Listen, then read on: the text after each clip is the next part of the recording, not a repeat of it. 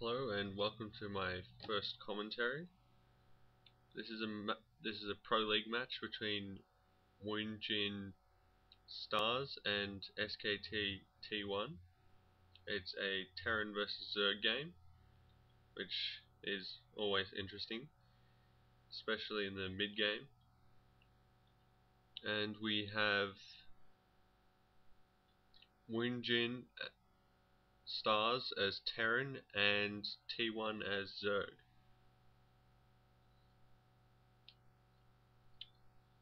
Down the bottom left as orange is Stars, and down the bottom right as white is T1. And well, it's the early game, so not much is happening yet, but we'll see how this match turns out. Both players looking to be very concentrating here. T1 has already started to go and scout, and I haven't actually seen either of these guys play before, because I've been away from the Starcraft scene for a while, but this is part of a 5-set match, so we'll be seeing a fair bit of them playing soon. And it looks like Stars is going for a defensive build with I think that's oh no, that's just a supply depot. So no, take that back, it's just an offensive build, considering that's not even at the choke. And looks like T1's going to be scouting in the wrong direction, so if he's got any plans for an offensive build, that might not end up working properly. And he's just about to take his expo, I think. Yep, there it is. The hatchery's up there. Yep, it looks like Stars is not going for an offensive build. And both players are about to scout each other, I think. I don't think that Stars will be able to deny the scout, which might put T1 at a bit of an advantage, considering how he now sees that. Is that the second barracks? No, I think that might be the first, but he can see that the Terran has not gone for a mech build, and he's going for pretty fast gas, so fast layer, so I'm guessing early mutures, which Stars has scouted, I believe.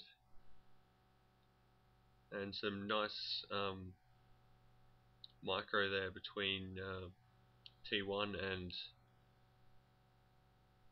Stars, though it wasn't quite enough from T1's part.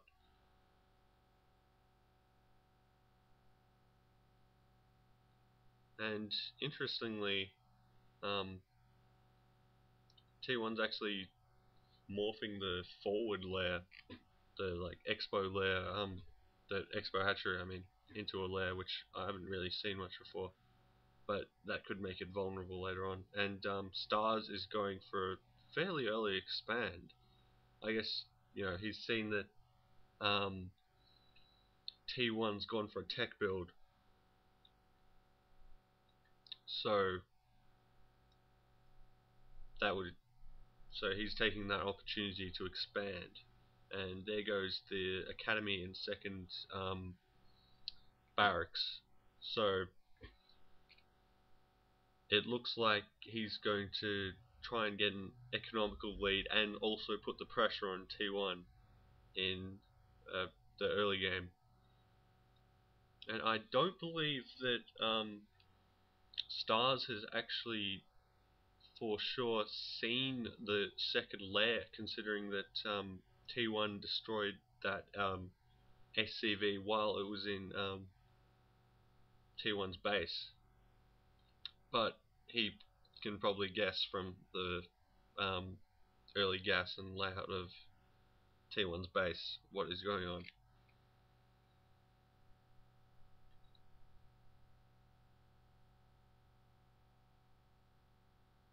And there's a bunker at the choke for stars just in case T1 tries and early harass with the Marines.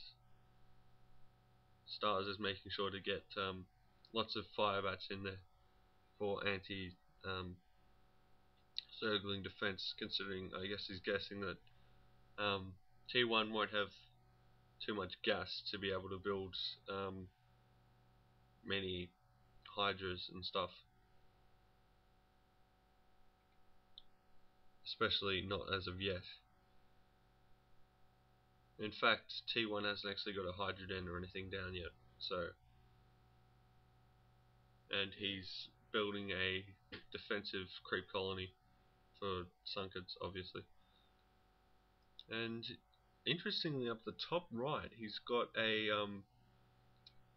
hatchery there, which, well, Stars is about to see and take out. T1's not happy about that. Well, obviously, with a sneaky hatchery, you're not always going to be able to defend it.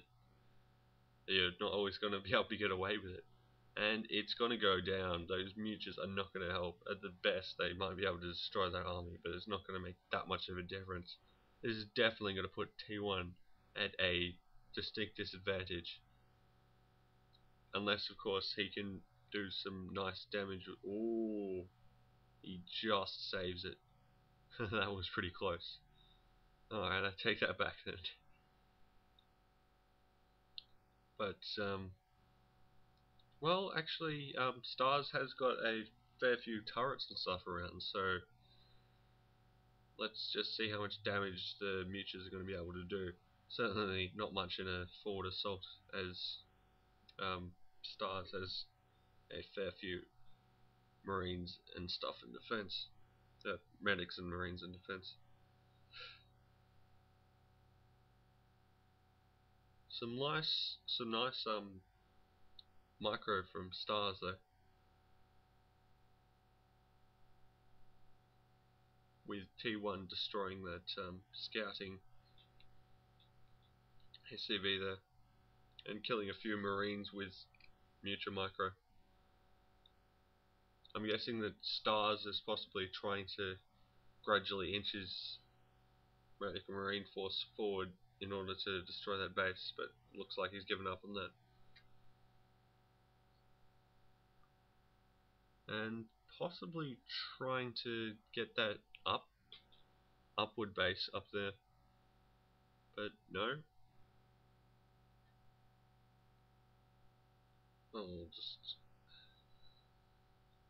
see what happens.